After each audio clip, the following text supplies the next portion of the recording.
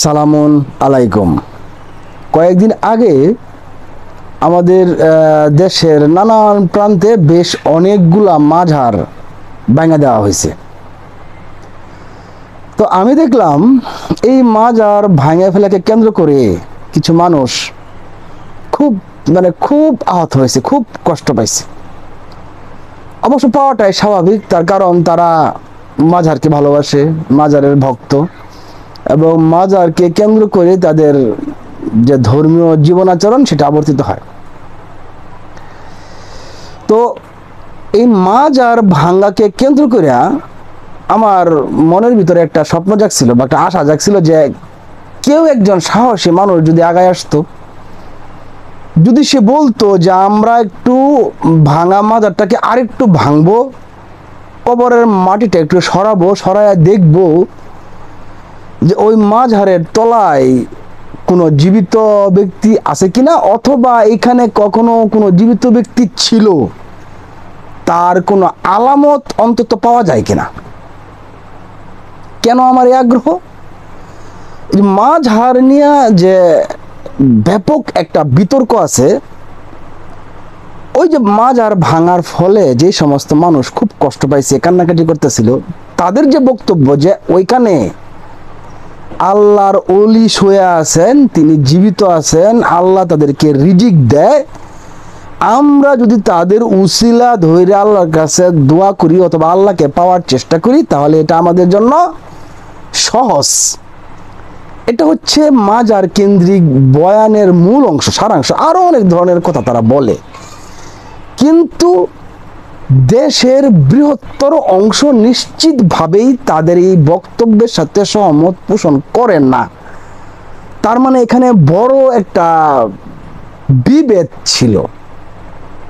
তো অর্ধেক কবর ভাঙা দেওয়ার ফলে একটা সুযোগ আসছিল যে আরো পুরোটুকু ভাঙা একটু আসলে যদি আমরা তলায়া দেখতে পারতাম যে আসলে ওই কবরে আল্লাহর ওলি জীবিত অবস্থায় আছেন কিনা, অথবা এখানে জীবিত অবস্থায় কেউ ছিল তার কোনো আলামত পাওয়া যায় কিনা। কিন্তু সেটা হয়ে ওঠে নাই। কিয়ামত পর্যন্ত এরকমটা হবে বা কেউ স্বপ্রণোদিত হইয়া এটা উদ্যোগ নিয়ে দেখবে যে আসলেই ওইখানে জীবিত কোনো ব্যক্তি আছে কিনা, এই পদক্ষেপ কেউ নিবে স্বেচ্ছা, এটা বিশ্বাস করা কঠিন।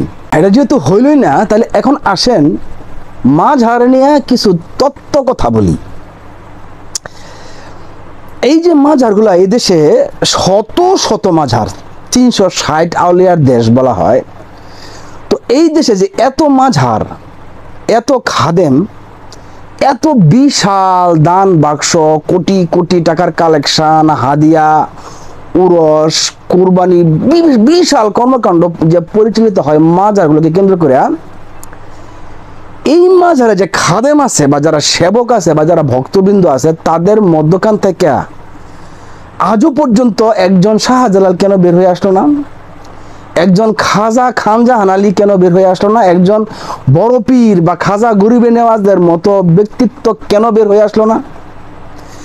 এত এত সুফিবাদ, এত এত সাধনা, এত এত আল্লাহর ওলির সান্নিধ্য, এত এত বেদে মারেফতের জ্ঞানের প্রচার, বয়ান, প্রসার, বিশাল যে এত কর্মকাণ্ড, এর মধ্য থেকে একজন অন্ততপক্ষে একজন আল্লাহর ওলি প্রকৃতপক্ষে যারা, যেমন শাহজালাল, খাজা খানজাহান আলী, বড় পীর, খাজা গরিবে নেওয়াজ, মাইনুদ্দিন চিশতি, এদের মতো একজন আল্লাহর ওলি কেন বের হয়ে আসলো না? আমরা কেন পাইলাম না?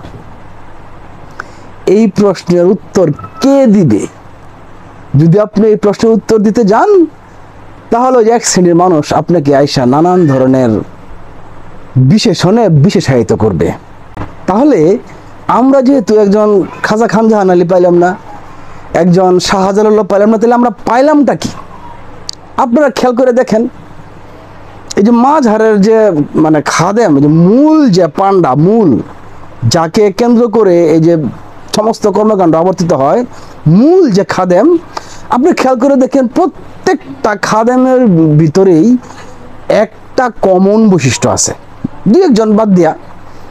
সেই কি বৈশিষ্ট্য? আপনি দেখবেন যে এক একটা ব্যাঙের মতো ফুলে ফুলে গেছে, দেখবেন গাল ফুলে গেছে, দেখবেন ঘাড় ফুলে গেছে, গলা ফুলে, খালি গোস্ত সব ফুলে গেছে, পেট দেখবেন বের হইয়া এই এই এই ভয়াবহ পরিস্থিতি হয়ে গেছে। কেন? কারণ ওই যে শত শত হাজার হাজার ভক্তবৃন্দের দান দক্ষিণা হাদিয়া, ওই আপেলটা, আঙুরটা, ভালো মুরগিটা, ভালো মাছটা তার ওই বাবা খাদেম বা পীরের জন্য নিয়ে আসে, এগুলা খাইতে খাইতে তার কোনো ব্যালেন্স নাই, যার ফলে সে ওই খাজা খান জাহান আলী হইতে না পারলেও সে একটা বাস্তবিক অর্থেই একটা মানে দশাশয়ী দেহের অধিকারী সে ঠিকই হয়ে গেছে। আমি অনেস্টলি বলতে পারি যে এই যে এতক্ষণ এতগুলা কথা বললাম, একটাও নেগেটিভ সেন্সের না।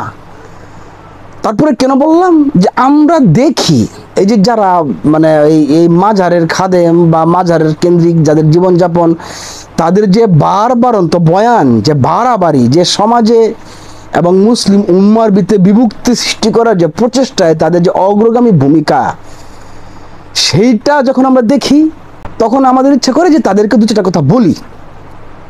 যে আগে আপনারা নিজের দিকে তাকান, আপনাদের কি অর্জন এই যে শত শত বছর পরে আপনি, আপনার বাবা, আপনার দাদা যারা এই উঁচু উঁচু কবর বা মাজারের সেবা যত্ন করে আসছেন, আপনাদের অর্জনটা কি আগে সেইটা দেখেন, তারপর উম্মার মধ্যে বিভক্তি সৃষ্টি করার চেষ্টা করেন।